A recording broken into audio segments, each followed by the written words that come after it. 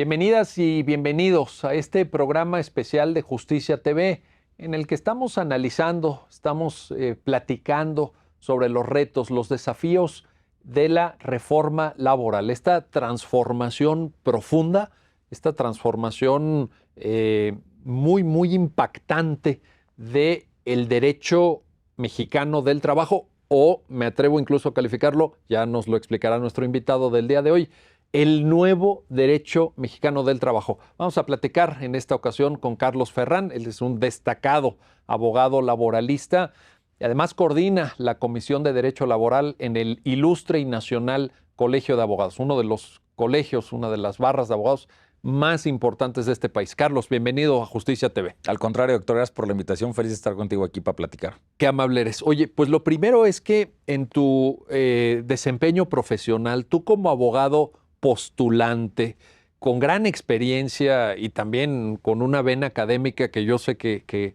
siempre procuras cuidar y desarrollar, pues como autor de libros, como coordinador de obras especializadas en materia electoral, como profesor incluso. ¿Cómo ve Carlos Ferrán, en términos generales, la reforma laboral? ¿Por qué es importante? ¿Por qué pues, nos debe llamar la atención? Me atrevo a decir, Carlos, abogados, abogadas, barras, colegios, instituciones públicas, pero la sociedad en general. Creo que todos, de una u otra forma, tenemos que ver con el mundo laboral. Cuéntanos. Sin duda, yo te diría, Miguel, que estamos, y sin temor a equivocarme te lo digo, viviendo la época más importante del derecho del trabajo en la historia. Creo que sería fácil compararla pues con aquellos inicios laborales de la Revolución, del Porfiriato, del nacimiento del artículo 123, la primera ley del 31. Creo que solamente con ese momento podemos compararlo, y yo me atrevería a decir que este es más importante por la velocidad a la que está sucediendo, por una parte, y el nivel de transformaciones profundas que estamos viendo. Tú sabes que el modelo laboral que tenemos o que teníamos, por ejemplo, en lo que tiene que ver con justicia, pues era un modelo copiado de los italianos, un modelo, pues, digamos, anclado en el tripartismo, en este equilibrio de los factores de la producción y demás, que en su momento hacía mucho sentido, ¿no? Porque el derecho laboral, tú sabes que pues ni es privado ni es público, es social. Entonces, un poco la justificación de gente como Carpizo era decir, pues tenemos que, no podemos dejar en un juez o una jueza la resolución de los conflictos laborales, tenemos que encontrar una manera más inteligente, más social de que esto se resuelva. Y así nacieron, por ejemplo, las juntas de conciliación y arbitraje, ¿no? Pero tú sabes muy bien también que con los años, este modelo, y como pasa mucho con el derecho y la sociedad, se fue quedando cada vez más estático, cada vez más arcaico, y entonces las relaciones laborales, los departamentos de recursos humanos, los asuntos laborales empezaron a caminar a una velocidad que evidentemente no correspondía con la ley, ¿no? Cuando tú comparas la ley laboral con cualquier código de cualquier materia, ¿no? Pues evidentemente la Ley Federal del Trabajo siempre resultaba ser una de las que menos cambios sufría en la historia, y las explicaciones pueden ser muy variadas. Temas políticos, temas sociales, el derecho laboral pues tiene ciertas particularidades que hacían difícil tocar las fibras más sensibles.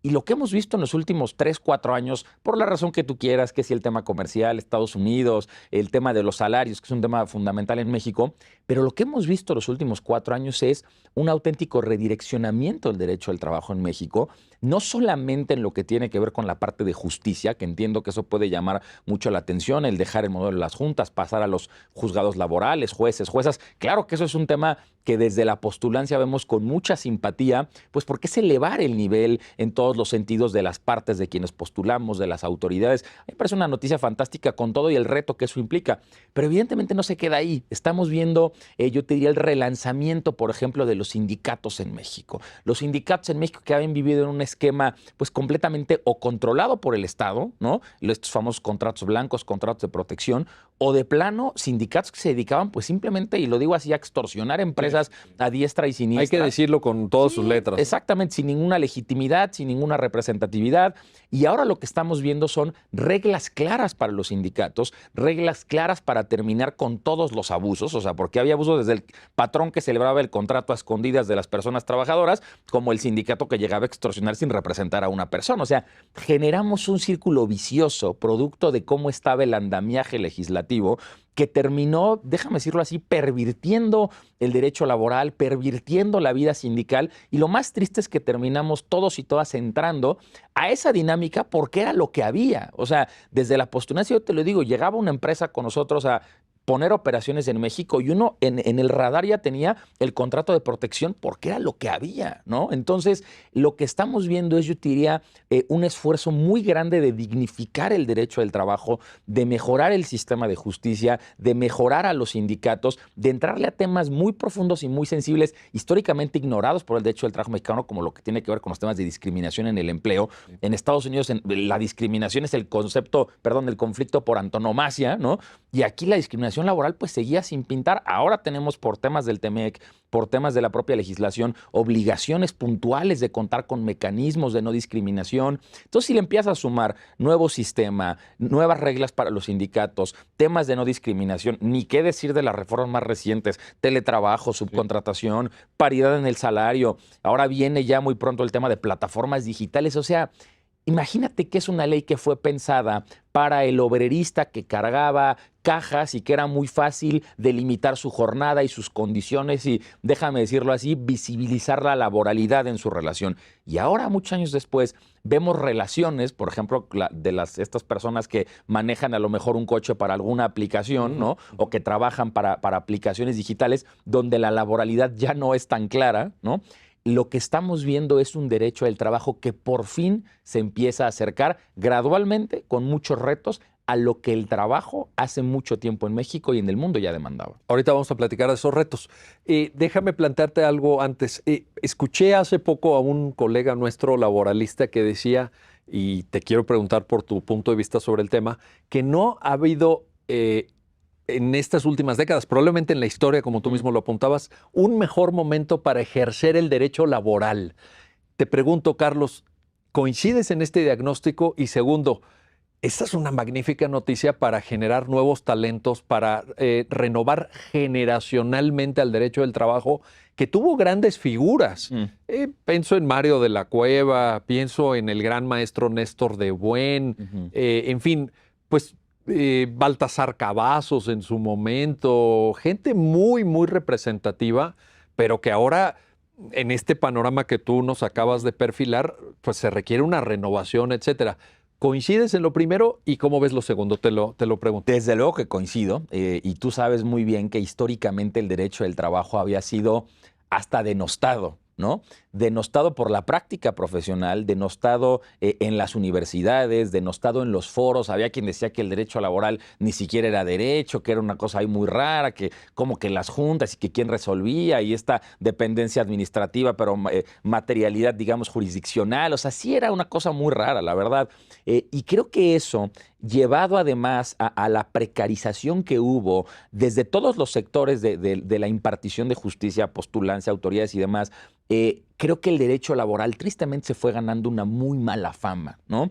Una fama en donde uno llegaba a comparecer a una audiencia, pues ya con la comparecencia muy aprendidita y sin tenerle que pensar mucho, sabiendo que mucho se jugaba en la parte escrita, pero la oralidad, mucha gente dice, no, es que el derecho laboral siempre ha sido oral. O sea, sí, no, me explicó. O sea, sí, porque tenías que dictar una comparecencia, pero no lo que se dice oralidad como pero tal, ¿no? Sí, la oralidad de fondo. Una verbalización, sí, te diría yo, ahí pues de muy bajo nivel, honestamente, ¿no? Sí. Entonces, uno llegaba a una junta de conciliación a dictar ahí una comparecencia que traías desde que eras pasante, ¿no? Entregabas ahí tus escritos y demás, y ese era un poco el nivel. Y claro, cuando uno lo comparaba con otras materias, pues ahí había evidentemente una denostación importante al derecho del trabajo. Te lo digo con mucha honestidad, creo yo, bien ganada. Cuando yo empecé a trabajar, yo siempre trabajé en derecho laboral, nunca tuve otro trabajo y ya evidentemente no lo pienso tener. Yo empecé a trabajar en 2010 en derecho laboral y era, si tú te pones a ver los años inmediatos anteriores a la reforma del 2012, sí, una reforma muy diferente, muy empresarial, muy empujada para flexibilizar la contratación, lo que tú quieras, pero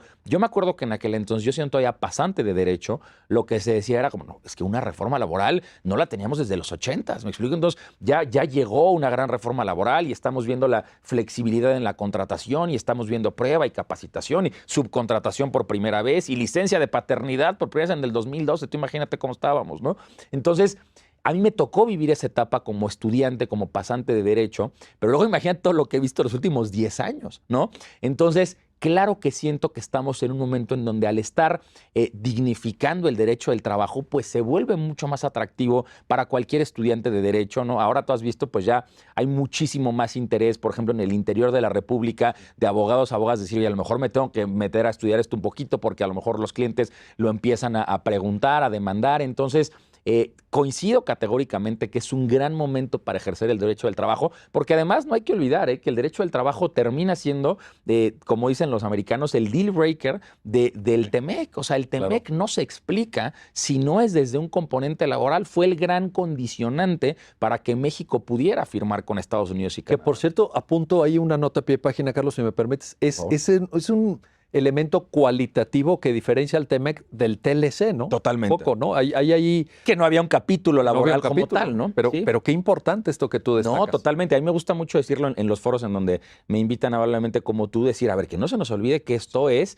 el catalizador del acuerdo comercial más importante que tiene el país. O sea, pero le da una sustancia cualitativamente, por supuesto, muy interesante. Por supuesto. ¿No? Y sin olvidar, ¿no?, que todo esto tiene por objetivo primordial una cosa que además me parece muy loable, que es que México pague mejores salarios, ¿no? Claro. O sea, la política salarial, esta política de contención salarial de México, si tú quieres explicada desde muchos ángulos, ¿no? Pero al final del día, que México esté ya en una dinámica de obligaciones, de tener que pagar mejor, por la razón comercial que tú quieras, no me parece que sea ninguna mala noticia, al contrario, porque México, cuando nos comparas con, no te hablo de Francia, Estados Unidos, nos comparas con los iguales, ¿no?, que te gusta Colombia, Brasil, salarialmente siempre salimos muy mal, ¿no? O sea, seguimos siendo uno de los países con más bajos salarios mínimos y más bajos salarios promedio, ¿no? Entonces, creo que todo este andamiaje nuevo inspira mucho, anima mucho a quienes ya estábamos y a quienes vienen, ¿no?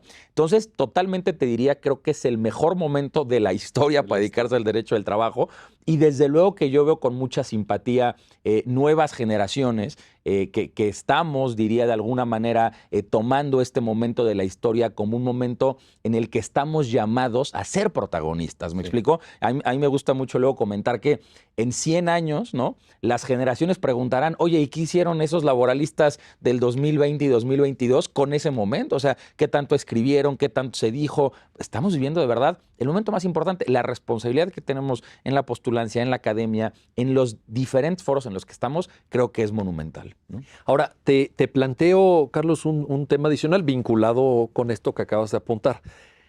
¿No te parece que la reforma laboral nos invita, pero también nos exige elevar el nivel del ejercicio profesional de todos los involucrados? Te lo planteo en una óptica de corresponsabilidad, porque, a ver, también en este mismo esquema de decir las cosas como son, claro, pues había coyotaje. Ah, bueno. Había una postulancia muy baja. Muy bajo nivel. De muy bajo nivel, no tan sofisticada. También mal remunerada, también hay que decirlo, pero ahora, fíjate, el esquema de conciliación prejudicial obligatoria, el esquema de audiencias con inmediación estricta, porque tiene que estar el juez, la jueza presente todo el tiempo a lo largo de las actuaciones judiciales, pues temas probatorios, o sea, veo en la regulación del nuevo derecho mexicano del trabajo una necesidad, una exigencia de elevar el nivel de todos los involucrados, porque uno esperaría de una jueza de distrito, de un juez de distrito, de un juez, de una jueza en las entidades federativas, un nivel argumentativo mucho más alto que a lo mejor el que se tenía en las juntas. Lo digo con respeto para las juntas, pero yo creo que tenemos que aspirar a eso, ¿no? Y creo que la reforma nos convoca a eso. ¿Coincides? ¿Qué te parece esto y cómo lograrlo? Naturalmente lo veo como una necesidad y como una muy grande oportunidad de elevar el nivel, lo dices muy bien, Miguel. Ciertamente el derecho al trabajo no se caracterizaba por el alto nivel de la postulancia, ni de las autoridades, ni de nada. Uno pasaba someramente por la colonia Doctores o por Azcapotzalco y te abordaban 4 o 5 personas que posiblemente ni abogados ni abogadas eran, ¿no? Y tú sabes como... Afuera de las juntas, ¿no? Claro, para sí, quienes sí, afuera de las juntas, exactamente. Azcapotzalco y la colonia Doctores. La colonia Doctores, y tú sabes como el gran estudioso que eres, que quien termina sufriendo las consecuencias de eso es quien contrata contrata los servicios de ese abogado o abogada en el mejor de los casos, ¿no?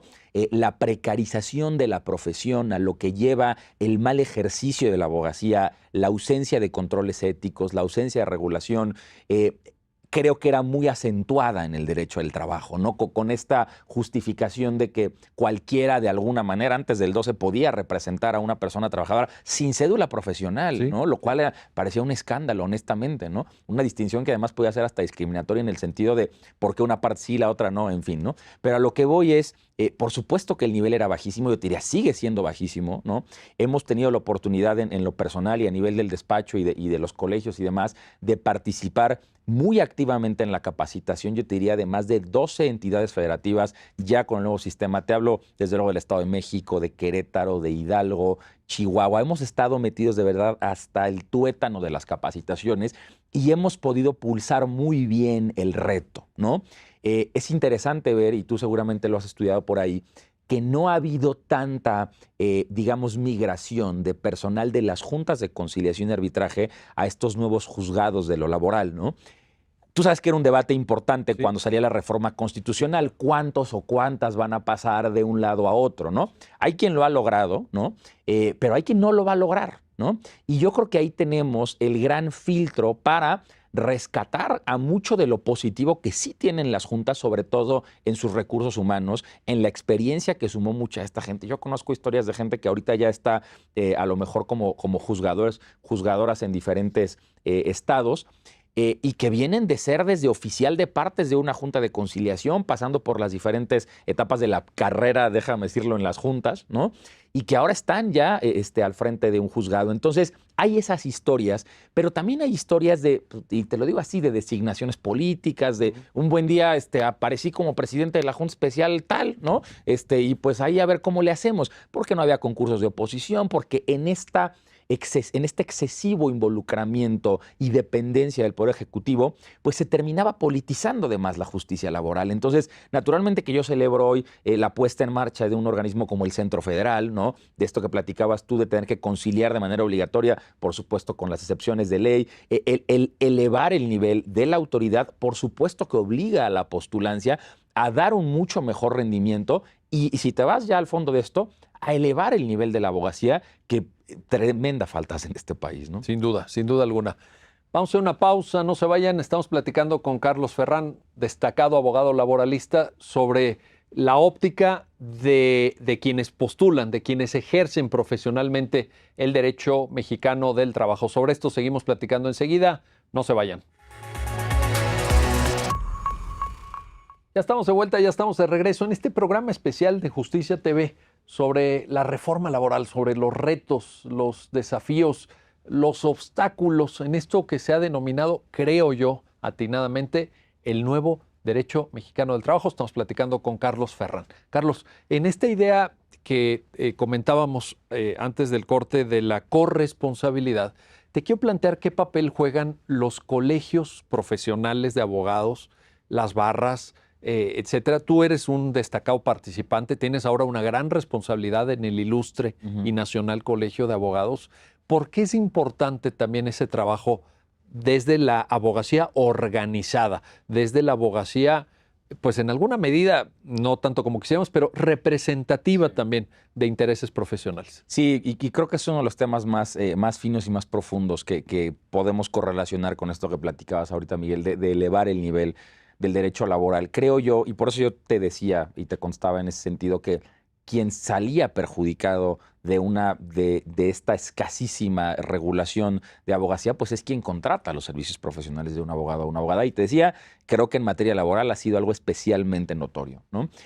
Yo creo que México está a lo mejor avanzando a pasos no tan acelerados como quisiéramos, pero sí entendiendo que el mundo, la abogacía y las generaciones van cambiando, los procedimientos, los códigos y derechos tan anquilosados como el derecho del trabajo empiezan a tomar nuevos bríos.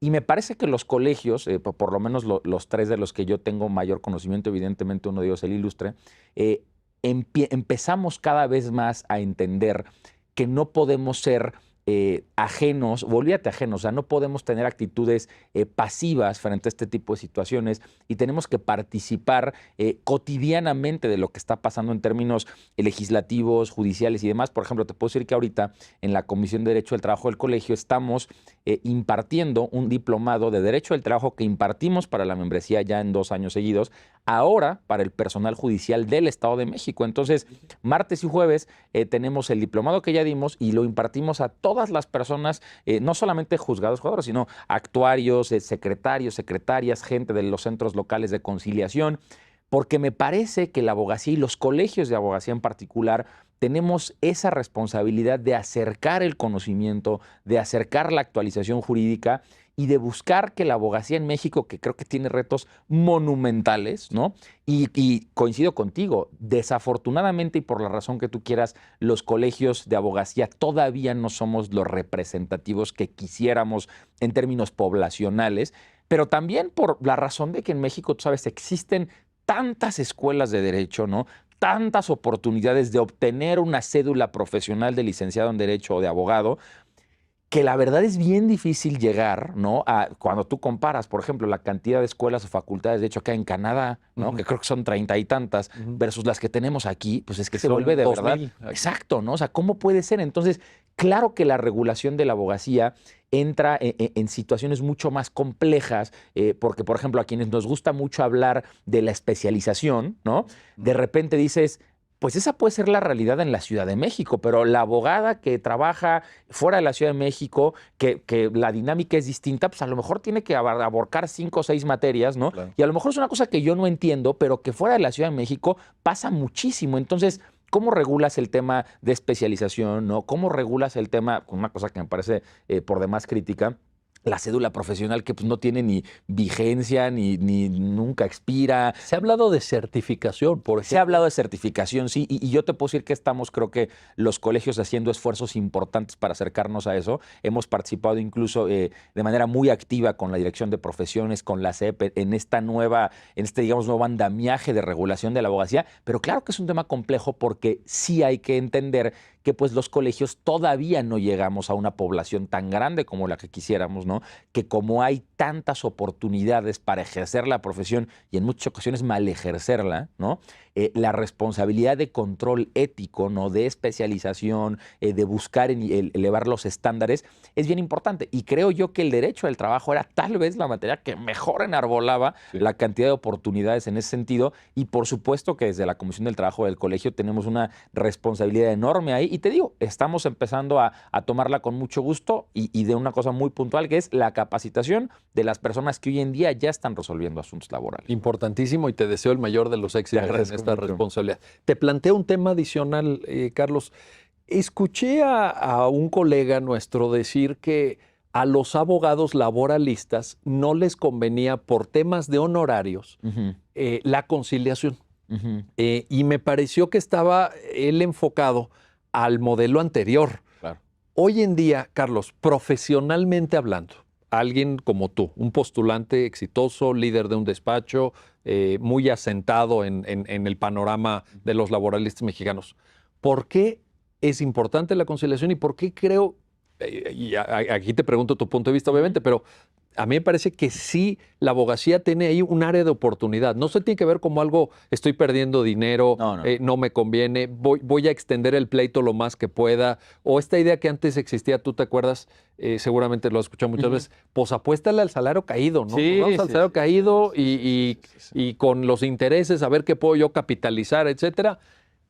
¿Por qué voltear a ver la conciliación y la oportunidad que la conciliación representa, te pregunto, Carlos, para el ejercicio profesional de la abogacía? Mira, me parece fundamental y me parece la gran apuesta. La razón por la cual, entre muchas otras, pero tal vez una de las fundamentales, por la cual las juntas de conciliación llegaron a estar lo rebasadas que llegaron a estar, pues era porque no se hacía bien la conciliación. Correcto. Porque era una conciliación de barandilla. O sea, tú llegas a tu audiencia y ¿quieren conciliar? No, muy bien, se lleva. Esa era la conciliación. Algo muy formalista, muy burocrático, ¿no? Ponle palomita de que ya les dijiste. Y ya los invité y no quisieron y pues que se lleve. O sea, claro que nunca, digo, hay por supuesto muchas excepciones, pero la regla general era que la conciliación no se tomaba en serio. Normalmente no estaba ni siquiera promovida por gente que fuera especialista en temas de medios alternos, resolución de controversias, de mediación, de tantas figuras hoy que ayudan a venir a las partes. Yo creo, Miguel, que tenemos que evolucionar el pensamiento en este país de buscar verle cara de contencioso a todo, ¿no? O sea, como que estamos en la dinámica de ¿y ahora cómo puedo promover otro pleito y cómo puedo ganar más salarios pero caídos? ¿no será un tema cultural? Claro. No Claro. será un tema de...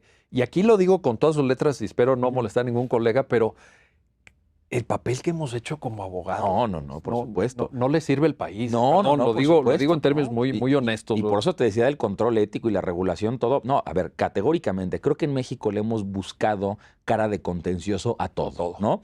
Y mira, yo que normalmente estoy del lado de las empresas en los litigios, por regla general, evidentemente no siempre, pero que me toque estar más de ese lado, Miguel, uno veía las demandas que promovían contra nuestros clientes, inventando salarios, inflando prestaciones, sin ningún tipo de consecuencia, ¿me explicó? O sea, uno decía, ¿cómo puede ser que puedan venir a inventarme esto? Y encima de que no les pase nada, a lo mejor les dan la razón, porque yo como patrón... Si te descuidas. Claro, porque yo como patrón tengo una cantidad de cargas probatorias, no tengo a la ley y a la autoridad en mi contra, entonces pues, empiezo perdiendo el partido 3-0, ¿me explicó? Y aspiro a quedar 3-2 y luego a ver si lo empato. O sea, esa era la lógica, ¿no? Entonces, y creo yo que las juntas llegaron a ese nivel de trabajo y de volumen porque no se hacía bien la conciliación. Y me parece, la verdad, un argumento simplista y hasta triste decir, bueno, es que ya no nos va a convenir a los abogados y abogadas la conciliación porque se va a acabar muy rápido el pleito. Te voy a decir una cosa y sin ningún afán de hacer aquí ningún tipo de comercial, pero en la firma tenemos esta vocación de decir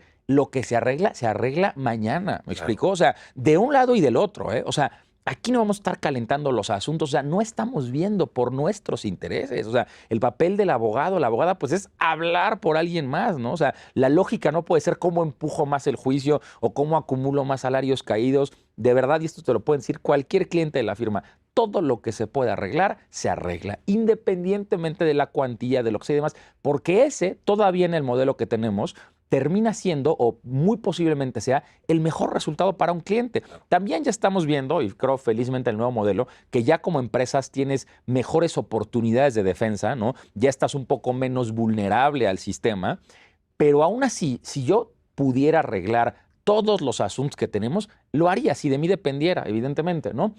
Porque creo que al final del día, la mayoría de los pleitos laborales, salvo que haya, por supuesto, temas de discriminación o temas más sensibles donde entiendo que no pueda haber conciliación y el 685T es muy claro, la mayoría de los pleitos laborales pueden y deben arreglarse. Y me parece que hoy, en lo que te decía, en esta dinámica de buscar medios alternos de solución de controversias, entender la mediación como un elemento fundamental del derecho al trabajo, me parece que nos acercamos, o por lo menos empezamos a poner las primeras piedras para dejar de ver al derecho del trabajo como un derecho completamente antagónico, entender que al final del día lo que está en disputa es, y suele ser, si despedí o no despedí a una persona, si le pagué o no le pagué esto, si tal o cual cosa. Y muchas de esas cosas pueden venir y pueden conciliarse. Yo creo que si empezamos a cambiar esa mentalidad, vamos a tener una mucho mejor justicia laboral, porque entonces no llegarán tantos pleitos a los juzgados y eso me parece que es bueno para el país, para la abogacía y para quienes estamos en la trinchera. Oye, y en este contexto, en esta explicación que nos estás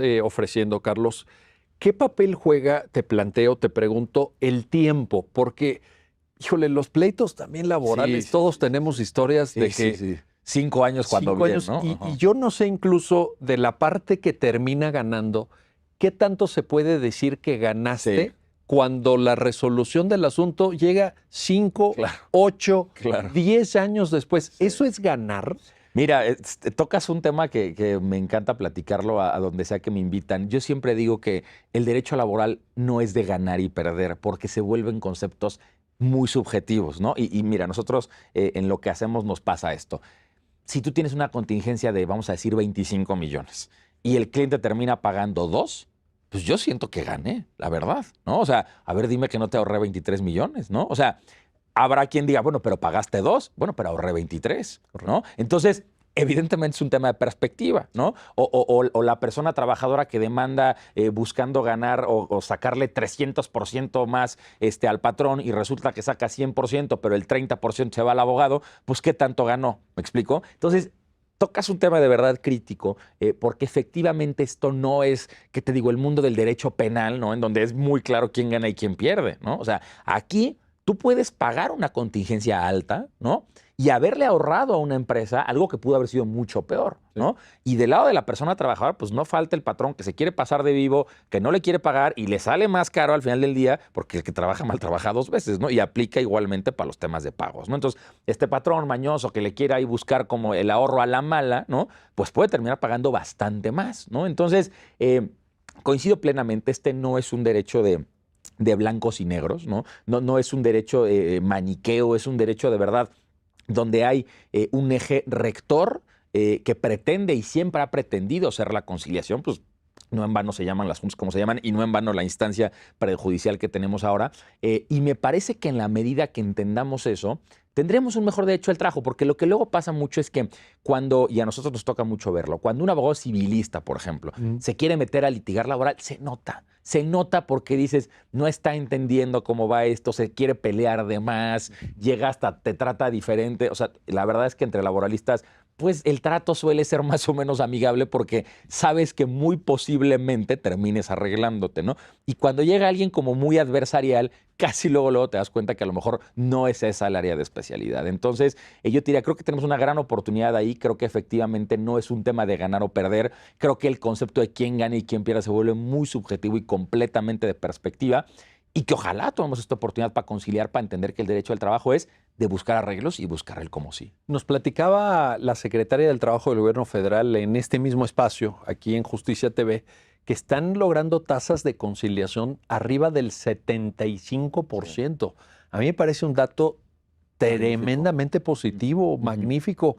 Yo incluso pensaba, si este mismo dato se alcanzara en otras materias, claro, imagínate la celeridad en la resolución de asuntos mercantiles, civiles, familiares, que la justicia familiar también está saturada, como en su momento las juntas, todo. Esto te da cuenta de una nueva perspectiva, de un nuevo derecho laboral.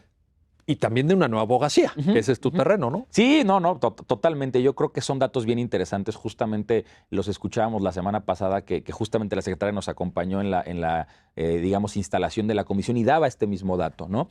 Y me parece que claro que es para entusiasmarse. Me parece que hoy en día, creo que desde la secretaría se están haciendo esfuerzos bien importantes, porque creo también que hombre, el andamiaje que se ha puesto en la Secretaría Federal, pues el común denominador es gente que está relacionada con la materia, que entiende la materia, y eso claro que hay que decirlo y hay que celebrarlo, porque al ser un tema tan social y en este momento de la historia, ¿no? O sea, yo estoy seguro que la secretaría habrá sido la secretaria que más trabajo ha tenido en la Secretaría del Trabajo los últimos no sé cuántos años. O sea, poner todo esto en marcha ha sido un a nivel federal. Oye, y con pandemia, déjame apuntar, y con pandemia, ¿no? Entonces yo sí reconozco mucho el trabajo de la secretaría y de la secretaría en general. Creo que han sabido ponerle cara al reto y por supuesto que estos números animan muchísimo. Vamos a ver, yo creo que esto evidentemente hay que irlo proyectando a 5, 10, 15 años. No, y faltan las entidades federativas. Claro, y te voy a decir otro reto que a lo mejor vale la pena también poner en la mesa y que a mí me genera especial preocupación y tiene que ver con la coexistencia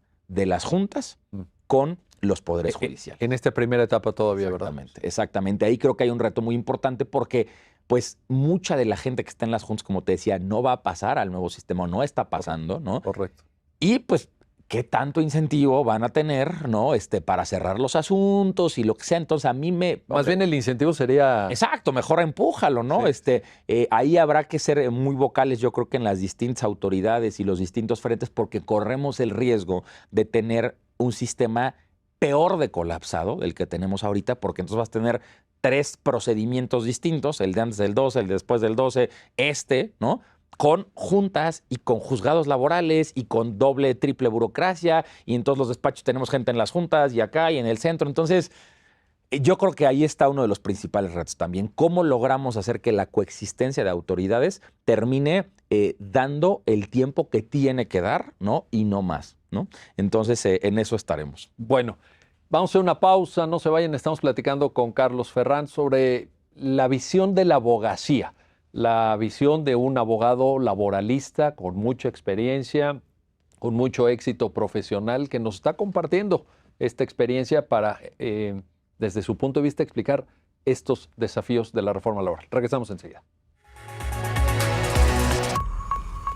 Ya estamos de vuelta, ya estamos de regreso en este programa especial de Justicia TV. Estamos platicando con Carlos Ferrán sobre los obstáculos, los desafíos, los retos que para la abogacía suministra la reforma laboral. Esto que se ha denominado atinadamente el nuevo derecho mexicano del trabajo. Carlos, te pregunto ahora, ¿qué tanto impacto ha tenido? Yo me imagino que importante, pero tú nos lo aclararás. Este conjunto de reformas adicionales a la gran reforma de 2017-2019, por ejemplo, en materia de teletrabajo, por ejemplo, en materia de subcontratación, que han sido objeto incluso de decretos legislativos posteriores al del 1 de mayo de 2019. Cuéntanos esa parte también. La hemos visto muy de cerca porque, como sabes bien, Miguel, son reformas que han tenido una especial visibilidad en el sector empresarial, ¿no? Sí. Concretamente lo que tiene... El tema de teletrabajo, te diría, creo que es un primer esfuerzo, yo así lo veo, creo que es un esfuerzo al que todavía le falta mucho lápiz, creo que es una reforma que salió porque no podía no salir en el momento de la pandemia. Claro, ¿no? La pandemia... Obligó a legislar ahí un poquito al vapor y no es que sea una regulación del todo reprobable, pero sí deja mucho espacio a la interpretación, lo vuelve muy contractual, el derecho laboral no es contractual, o sea, se parece más a un contrato civil, o sea... Cosas que yo creo que todavía le falta y mucho lápiz, pero valoro evidentemente el primer esfuerzo de haber acercado un tema en el que evidentemente llevamos tarde, ¿no? Pero en lo que tiene que ver con la parte de subcontratación, ese sí me parece que es un cambio para que veas verdaderamente trascendental en términos de cadena de valor, en términos de los procesos empresariales. Porque, hombre, la subcontratación pues, ha sido una actividad legítima, totalmente legal, no en México, en el mundo, ¿no? Pero que en México, pues en este ánimo de pervertir las cosas tristísimo y desafortunado, pues lo llevamos al extremo y lo empezamos a usar para defraudar instituciones y para verle la cara a medio mundo y demás, ¿no? Y tuvieron que llegar a ponernos una legislación profundamente restrictiva, esta sí de blanco o negro, ¿no? De esto sí lo puedes hacer, esto no lo puedes hacer, y pues las penas son las que son, ¿no? O sea, ya el tema laboral termina siendo el menos importante, puedes tener ahí temas fiscales, temas penales. Entonces, mira, yo creo que en el impacto de estas dos reformas, que a lo mejor han sido las más emblemáticas después del 19, me parece que eran también temas que tenían que ponerse en la discusión. Tema de teletrabajo otra vez, si tú quieres, impulsado por una situación extraordinaria y lo que tú quieras. Pero el tema de subcontratación, yo soy de los que piensa con mucha honestidad que sí se fue la mano un poco en cómo se legisló. La verdad, me parece que equipararlo a defraudación fiscal en automático, no sé, me parece que sí se fue la mano, pero entiendo qué es lo que hay detrás de eso, ¿no? Entiendo que lo que se buscaba era pues poner un freno de mano de una situación de la que claramente se había abusado, ¿no? A mí no me gustó mucho este ánimo tan prohibicionista porque además le ha generado muchos dolores de cabeza a empresas que no defraudan absolutamente a nadie y que solamente buscan hacer su trabajo, ¿no? Yo me acuerdo cuando estaba la discusión en esta lógica de que ya no puedes subcontratar a lo que te dedicas, ¿no? Y que solo puedes subcontratar lo que está apartado de tu actividad económica preponderante, pues una discusión muy válida era, oye, ¿qué? ¿Los despachos con los corresponsales qué? Pues esa es una subcontratación de tu objeto y de tu actividad económica, ¿no? Claro, luego llegamos al punto de decir, bueno, no, es que eso es una prestación de servicios, o sea, no hay puesta a disposición de personal, yo no doy instrucciones, o sea, o piensas, por ejemplo, en la empresa de mensajería y paquetería, que a lo mejor llega al 90% del país, pero que no llega Nuevo Balsas Guerrero, ¿no? Y entonces, pues, tiene que llegar para dejar un paquete y pues termina contratando una empresa local, ¿no? Eso también alguien puede leerlo como una subcontratación prohibida que te puede llevar a multas, defraudación y a la cárcel. O sea, entonces, evidentemente lo estoy llevando al absurdo, ¿no? Porque por supuesto que luego la discusión fue, es que no todo lo que suene a subcontratación puede ser subcontratación, pues si están perfectamente vigentes las disposiciones civiles y mercantiles, comerciales, por supuesto que el contrato de servicios sigue totalmente vigente y no podemos llevar todo al tema de subcontratación. Entonces, creo que generó ¿qué te digo? Un espíritu y una preocupación genuina y con razón a las empresas. Y no estoy seguro que haya sido lo mejor en términos de clima de inversión y más en un momento como el que estamos, ¿no? Pero otra vez, entiendo qué es lo que había detrás, que era ponerle freno a los abusos. Y eso creo que pues, nunca nadie, o por lo menos no tú y yo, vamos a estar en contra de que se le pongan mejores reglas al tema, ¿no? Yo creo que sigue siendo una legislación muy perfectible, ¿no? Creo que estos grises de los que te hablo requieren mucha definición. Este concepto de puesta a disposición de personal, pues es una cosa que tampoco uno tiene que interpretar un poquito y ver si son las instrucciones o la laboralidad. O sea, Y cuando las sanciones son las que son, ¿no? Pues a las empresas les dio por pedirle repses a todo el mundo, ¿no? O sea, no, pues entre que sí es o no es, regístrate, ¿no? A veces ignorando las consecuencias y las responsabilidades que tiene el registrarse por registrarse, ¿no? Entonces yo te diría que creo que son reformas que vienen bien en el sentido de que siguen moviendo el derecho del trabajo, que hoy lo veo evidentemente más vivo que nunca. Eso me parece lo positivo. Pero sí creo que en el caso de estas dos que citabas tú, teletrabajo y subcontratación, una se quedó muy corta y creo que le falta todo el lápiz del mundo, pero buen primer esfuerzo, así lo diría. Y la otra creo que a lo mejor sí se nos fue un poquito la mano porque terminan pagando justos por pecadores, termina generándose departamentos al interior de las empresas que tienen que empezar a enfocarse estrictamente a un tema de cumplimiento, que evidentemente no es que esté mal, pero que habría líneas que si estuvieran mejor definidas, no tendrías que estarlas tocando. ¿Por qué yo como despacho tendría que preocuparme de mis corresponsales? O sea, ¿a quién estoy afectando con buscar dar un servicio más allá de mi propio alcance regional, si tú quieres, ¿no? Entonces, otra vez, creo que son ejemplos que ya están claramente superados y analizados, que no son como tal subcontratación, pero cuando salió, la preocupación era, ¿y ahora qué voy a hacer? ¿No? O sea, sí terminaba afectando la cadena de valor y me parece que si algo se le puede criticar a esa reforma, que en general yo creo que terminó siendo, los efectos terminaron siendo positivos, pero creo que sí generaron y siguen generando mucho más dolores de cabeza a las empresas que honestamente muchas de ellas no las debían ni las temían, ¿no? El tema del teletrabajo, en el cual coincido que apenas estamos asomándonos y que la regulación quizá no sea la necesaria o la óptima, permite replantear, te pregunto, Carlos, te planteo, algunos conceptos tradicionales del derecho del trabajo, como la supervisión patronal, el propio concepto de jornada laboral. Porque si tú estás trabajando desde tu casa, ¿cuándo empiezas a trabajar? ¿Cuándo terminas de trabajar? Hay gente que mejor prefiere dedicar la tarde a cuidar a sus hijos y terminar de hacer algún pendiente laboral en la noche. El patrón pues no está ahí viéndote que estés todo el tiempo. De repente te paras, vas al refri, de repente pones Netflix, vaya. No eso, y también, y otro tema que te planteo, generacionalmente. O sea, las nuevas generaciones también como que dicen, no, yo mi laptop, mi computadora, prefiero estar en un cafecito, prefiero estar en mi casa.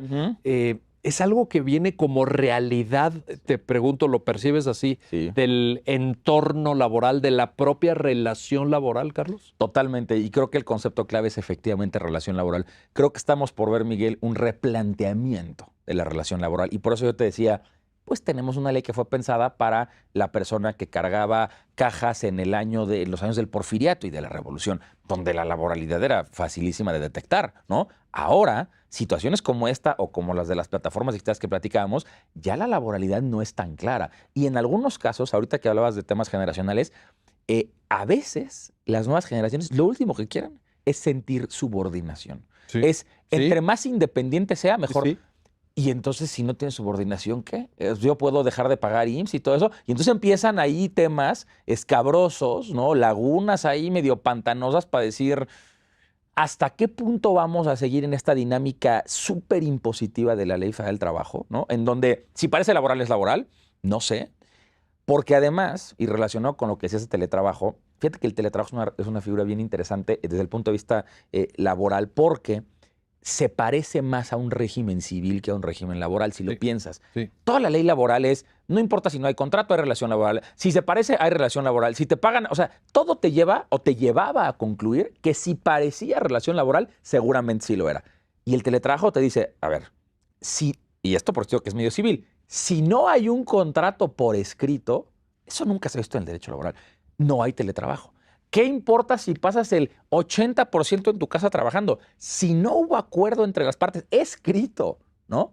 No hay teletrabajo. Entonces, se vuelve un tema completamente contractual cuando la legislación laboral es anticontractual, ¿no? O sea, como que le empieza a conceder ciertos, déjame decirlo así, efectos civiles a una modalidad del trabajo, cuando el trabajo históricamente en términos de legislación es la antítesis del derecho civil, ¿no? Entonces, como que se empieza a asomar ahí una visión de, pues chance tenemos que replantear un poquito el tema de relación laboral, porque Hombre, y ejemplos hay para aventar para arriba. Yo sí sostengo que no todas las relaciones de subordinación son laborales, ¿no? O sea, hay muchas que no son laborales. Y entonces este test de laboralidad con el que hemos crecido, yo cada vez lo pongo más en entredicho, o por lo menos para repensarlo, ¿no? Porque otra vez, con legislaciones como las que vienen en términos de plataformas y demás, donde la laboralidad ya no es clara, y olvídate eso, donde a veces la gente ya lo último que quiere es sentir la subordinación. ¿Cómo van a operar las empresas? Porque si tú me dices como patrón, yo siendo un patrón, si tú quieres medio aprovechado, y digo, y escucho a alguien que dice que no le interesa tener subordinación, digo, pues te contrato como prestador de servicios y pues te pago tus honorarios o lo que tú quieras y hazle como quieras, ni hay IMSS, ni hay aguinaldo, ni hay PTU, ni nada, ¿no? ¿Vas a estar de acuerdo con eso? No lo sé, ¿no? Entonces, no sé si estamos viendo, y a lo mejor no es aventurero decirlo, un proceso de acercarnos más a un modelo cuasi civil de derecho del trabajo, que evidentemente habrá de cuidar mucho de no perder los ejes rectores, ¿no? Porque tampoco se trata de aquí vulnerar la estabilidad en el empleo, estos principios básicos que creo que siguen muy vigentes, pero sí creo que generacionalmente la ley ya no puede seguir regulando el siglo XXI con una ley del 30. Y precisamente ahí va mi siguiente pregunta. ¿No percibes ahí un tema cultural también de que las generaciones más jóvenes están pensando en un trabajo, lo dijiste muy bien, con baja subordinación, un trabajo que a veces implica desarrollar un proyecto y luego ya vamos viendo, ¿no? Luego ya vamos viendo qué sigue. Mucha figura del freelance, que dice, oye, yo te echo la mano en esto, pero yo tengo otros intereses, o a lo mejor aquí me voy a quedar 6 meses, pero no me quiero estacionar en una visión de la vida laboral de 20, de 30 años. Eso ya las nuevas generaciones, trabajar 30 años en la misma empresa. Sí. Es un mundo más de startups, más de flexibilización, más de modelo de freelance, más de trabajo por proyectos. Págame de acuerdo al resultado. Claro, Yo en mi laptop, en mi sala, ¿verdad? O en la cafetería de la esquina de mi casa. O sea, vaya, nos tenemos que dar cuenta también de ese salto generacional. Mira, sin duda, y yo te pondría algunos ejemplos para simplemente aterrizar esto. Mi padre, por ejemplo, que no tiene nada que ver con la abogacía. Él trabajó 35 años en una empresa multinacional, ¿no? Desde los 20 años, ¿no? Y antes de cumplir 60 dijo, ¿sabes qué? Yo ya estoy aquí, no sé qué, y ahora se dedica a otras cosas, lo que tú quieras, pero él, para lo que él era correcto, lo que estaba bien, lo que era esperado, era estar en una compañía y crecer y llegar y lo que tú quieras. Y así fue por muchos años. Y a esa generación, eso era lo que era esperado, lo que era seguro, lo que era... hasta lo normal, exacto, entre comillas, ¿no? Y fíjate luego, o sea, aquí te hablo pues una diferencia de 30 y tantos años entre uno y otro, pero luego, mi generación que pues tiene sus clarísimas áreas de oportunidad en muchos sentidos, crecimos siendo educados profesional y personalmente por esa generación. Correcto. Y no obstante, encontramos formas, digamos, pues a lo mejor empezamos a trabajar más con temas de freelanceros o empezamos a entender otro tipo de trabajo, lo que sea, pero ya la generación abajo de la mía, o sea, la gente que está en los 20, o sea, parece que en 10 años no es tanto, pero sí es mucho. Sí, culturalmente. Porque ya no puedes, o sea, a ver, yo crecí en ambientes de despachos donde el trato era rudísimo y largas horas y no sé qué. Ahora no te vayas a atrever a tener mucha gente en tiempo en el despacho ni a hacer ahí alguna manifestación de violencia laboral porque así te va. O sea, que creo yo que son buenos avances, buenas conquistas laborales, ¿no? Pero que sí empezamos a ver un entronque generacional de 2 o 3 generaciones que nos tenemos que poner de acuerdo y que, por supuesto, se trata de encontrar, yo diría, los puntos en común, porque es muy fácil decir, no, a mí contrátame para un proyecto y de ahí luego me hablas.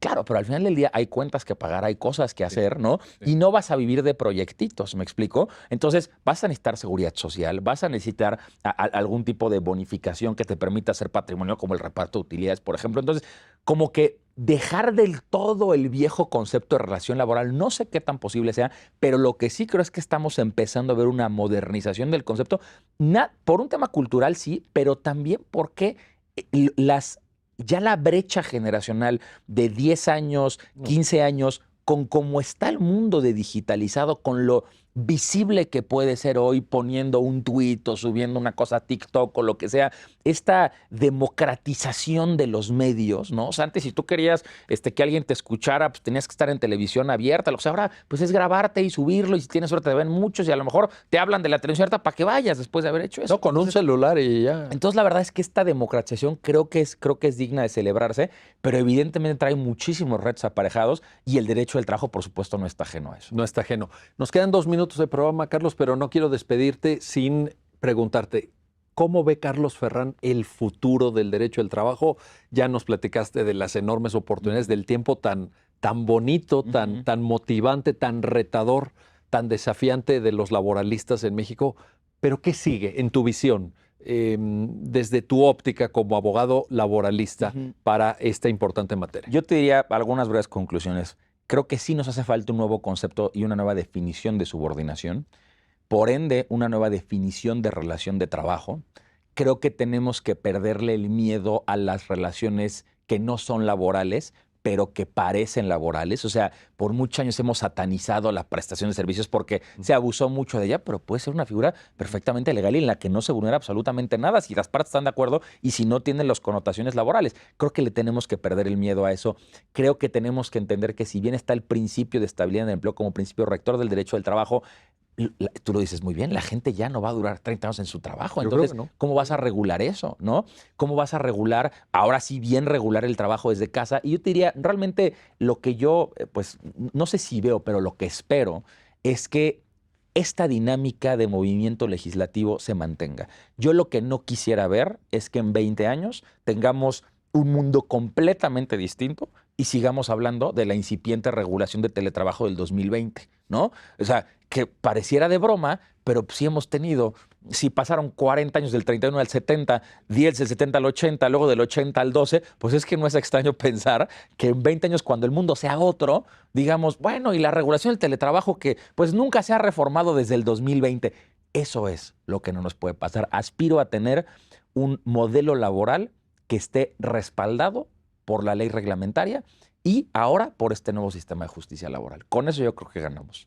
Ganamos todos, Exacto. ganamos todos. Carlos Ferrán, gracias. Al contrario, gracias Miguel, por esta encantado. participación y gracias a usted que hace posible esta serie de programas especiales de Justicia TV, explicando los retos, los desafíos, los obstáculos, pero también, ya lo han escuchado de voz de nuestro invitado, las grandes oportunidades del nuevo, ahora sí, del nuevo derecho mexicano del trabajo. Gracias, hasta pronto.